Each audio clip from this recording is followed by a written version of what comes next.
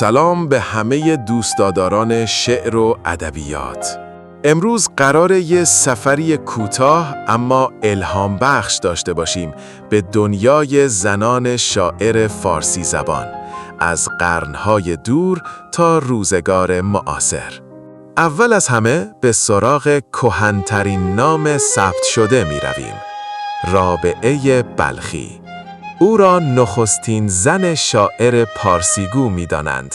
شاعری از سده 4 هجری که نامش با عشق، جسارت و تراژدی گره خورده.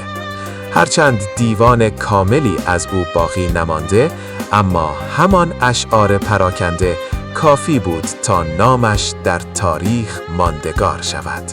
چند قرن بعد به دوره قاجار می رسیم. طاهره قرةالعین، اندیشمند و شجاع که اشعارش رنگ عرفان و اعتراض اجتماعی داشت و زندگیش به اندازه شعرایش پرحادثه بود. در قرن 20 صدای زنان شاعر رساتر و تأثیرگذارتر شد.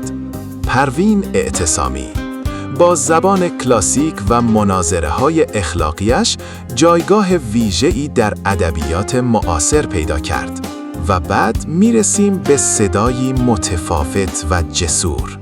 فروغ فرخزاد، شاعری که شعر فارسی را شخصی‌تر، سریع‌تر و مدرن‌تر کرد. نامی که هنوز الهام بخش نسل‌های تازه است. سیمین بهبهانی که غزل را با مسائل اجتماعی و زبان امروز پیوند زد و نشان داد سنت و نوآوری می توانند در کنار هم بدرخشند.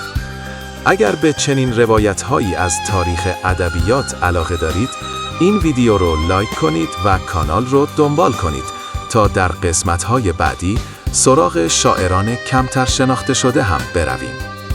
به نظر شما تأثیرگذارترین شاعر زن فارسی زبان چه کسی بوده؟